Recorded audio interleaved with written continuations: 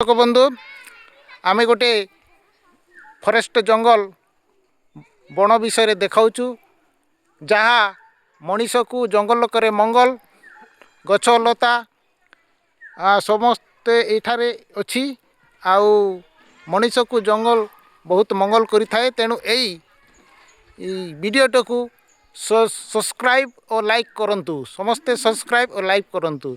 देखंतु एठारे अनेक छोट बड़ वृक्षलता अच्छी आउ जहाँ मनीष पाई बहुत पानी पवन हितकर आउ या द्वारा आमे वर्षा मध्य पाई थाउ। तेणु यही गछ विषय मध्य आमे टिके परिचय हो जावा। एठारे गोटे देखंतु गोटे पिलाटा उपस्थित अच्छी यही गछर नाम कौन बाबू तुमर भाषार कि ना ई गछर ना कौन? स्वर्गी गछ। हाँ हाँ, स्वर्गी गछर अर्थ तांकर भाषारे शाल गछ। शाल गछ यही गछरु देखंतु एठा तार मूल यही गछटा बहुत लंबा हैकी रही अछि। यही गछरु झुणा बाहर झुणा जहाँ मनीष को विभिन्न प्रकार तार पूजा कार्य और अनेक प्रकार रोग निवारण कार्य औषध रूपे व्यवहार करा जाए।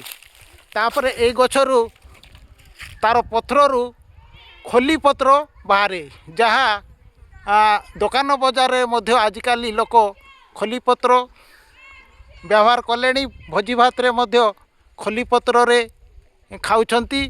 तेणु याकू ये खोली को मध्य सुनार थाली कह जाउथिला आगरे, किंतु एबे से सुनार थाली को भूली जाई एबे कागज थाली खाइबाटा आराम कले। जहाँ दुकान बजार रे मिलुची कागज थाली से जिनिस से माने खाइबा को आरंभ कले। किंतु ये सुनार थाली बा खोली जहाँ शाल गछरु आमको शियाली पत्ररु शियाली गछरु मिलुथिला ताहा धीरे धीरे परिवर्तन हेबाकू जाउची।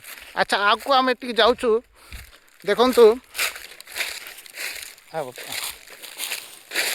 एटा देखो छोट छोट वृक्षलता अच्छी। एटा होची एई पत्ररु खोली तैयारी हुए। एई पत्ररु खोली तैयारी हुए। एटा शाल पत्र आउ एई पत्र द्वारा भोजी भात रे पूर्व काल रे आमर पूर्वपुरुष माने खोली रे भोजी भात रे व्यवहार करुथिले, भात खाउथिले। आउ एबे मध्य एई पत्र को आमर पल्ली जगह मानकर देशी गाँ मानकरे नहीं खोली बनाई किंबा चोकनी दना बनाई भोजी भात रे उपयोग करती, उपभोग मध्य करती। तेणु एटा गोटे जंगल जहाँ मनीष पाई नितांत आवश्यक रही अछि। जंगल द्वारा आमर मंगल होई थाए। आउ जंगल को केबे मध्य आपण माने नष्ट करंतु नाही। गछ लगांतु आउ गछ को बंचाई रखंतु। आपणक एरिया रे जदि जंगल अछि ताकू समस्ते बंचाई रखंतु, सुरक्षा करंतु। जहाँ मनीष पाई बहुत हितकर बहुत साहाय्यकारी अटे। जहाँ वायुमंडल को विशुद्ध रखे, अम्लजान मिले। या द्वारा आमर वर्षा मध्य आसी थाए। आउ अंगारकाम्ल गैस जहाँ मनीष पाई हितकर नुहे से अंगारकाम्ल गैस को गछ ग्रहण करे। आउ अम्लजान जहाँ मनीष पाई दरकार से गछ से अम्लजान मनीष को दान करे। तेणु आपण माने देखुअछंती विभिन्न प्रकार गछ चेर मूल वृक्ष लता जहाँ आयुर्वेदिक शास्त्र रे औषध रूपे व्यवहार मध्य करा जाउची। पूर्व कालर आमर दादी बड़ू मुनि ऋषि माने विभिन्न प्रकार चेरमूली औषध को व्यवहार करुथिले। देखंतु एटा गोटे छोटिया देखंतु एटा गोटे छोटिया वृक्ष बा लता जातीय ये गछरु मध्य औषध करुथिले। आउ देखंतु एई भितरे मुटी आकु जाउची। एटा होची गोटे एटा देखंतु एटा এই গছটা এটা ହେଉଛି ଅନନ୍ତ ମୂଳ ବୋଲି କହନ୍ତି। ଏଇ ଗଛ ଦେଖନ୍ତୁ ଏଇଟା ଅନନ୍ତ ମୂଳ ବୋଲି କହନ୍ତି, ଯାହା ଚେମଡ଼ା ନଈ ବୋଲି କହନ୍ତି ଓଡ଼ିଆ ଭାଷାରେ। ଏଇ ଗଛ ଦ୍ୱାରା ବଡ଼ ସମସ୍ୟା ରୋଗ, ଯାହା ମୂତ୍ର ସମ୍ବନ୍ଧୀୟ ରୋଗ ବା ଯାହା ଶରୀର ମଧ୍ୟରେ ଉପୁଜିତ ରୋଗକୁ ବିନାଶ କରିଥାଏ, ତାକୁ ଅନନ୍ତ ମୂଳ ମଧ୍ୟ କହନ୍ତି। ରକ୍ତ ଦୂଷିତ ଯାହାର ହେଉଅଛି, ସେ ଏହାର ଏକ ଅଣା ସେଇ ଚେରର ମୂଳକୁ ପାଣିରେ ଭିଜାଇ ବାଟି ଖାଇପାରିବ। ଏପରି ଅନେକ ବୃକ୍ଷଲତା ଏଇ ଜଙ୍ଗଲ ମଧ୍ୟରେ ଅଛି।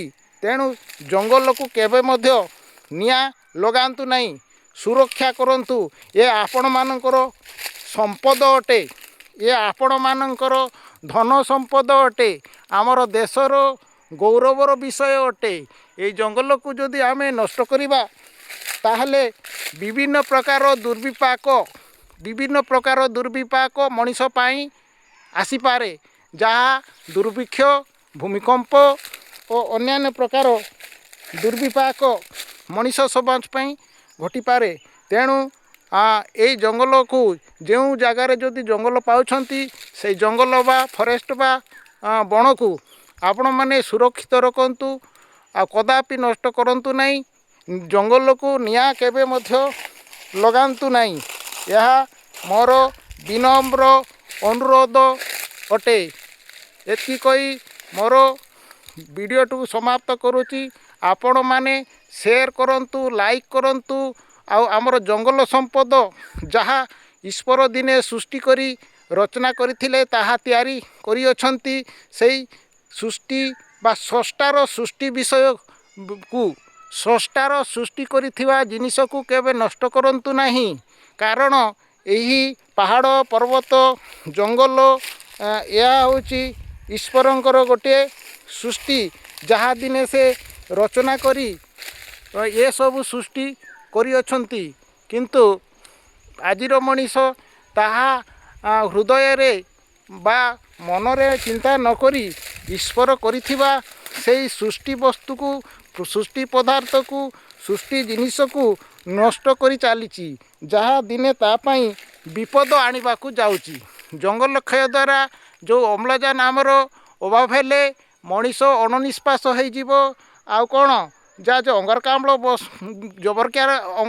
ଗ୍ୟାସ୍, ଯବକ୍ଷାରଜାନ ଇତ୍ୟାଦି ବଢ଼ିବା ଦ୍ୱାରା ନା ଆମର ଯେଉଁ ବାୟୁମଣ୍ଡଳରେ ଓଜୋନ ସ୍ତର ରହିଅଛି, ତାହା ନଷ୍ଟ ହେଇଯିବ। ଯାହା ସୂର୍ଯ୍ୟକିରଣ ସିଧାସଳଖ ଆସି ମଣିଷର ଚର୍ମରେ ପଡ଼ି କ୍ୟାନ୍ସର ରୋଗ ସୃଷ୍ଟି କରିପାରେ। ତେଣୁ ଆପଣମାନେ ସତର୍କ ହେଇଯାଆନ୍ତୁ। ବର୍ତ୍ତମାନ ଏ କଳକାରଖାନା ବିଭିନ୍ନ ପ୍ରକାର ଦୂଷିତ ଗ୍ୟାସ୍ ବାୟୁମଣ୍ଡଳରେ ପ୍ରବେଶ କରି ଆମର ଯେଉଁ ବାୟୁମଣ୍ଡଳର ଅମ୍ଳଜାନକୁ ନଷ୍ଟ କରୁଛି, ତାହା ଏଇ ଗଛ ମାଧ୍ୟମରେ ଆମେ ସେଇ ନଷ୍ଟ ହେଉଥିବା ଅମ୍ଳଜାନକୁ ଆମେ ପୁନର୍ଦାନ ବା ଦାନ କରିପାରିବା। ତେଣୁ ଏଇ ଗଛକୁ ସମସ୍ତେ ଲଗାନ୍ତୁ, ଆଉ ବାଡ଼ି ବଗିଚାରେ ମଧ୍ୟ ଗଛ ଲଗାନ୍ତୁ, ଆଉ ନିଜର ପରିବେଶକୁ ନିଜେ ସୁରକ୍ଷା କରି ରଖନ୍ତୁ। ଜୟ ହିନ୍ଦ, ଜୟ ଭାରତ।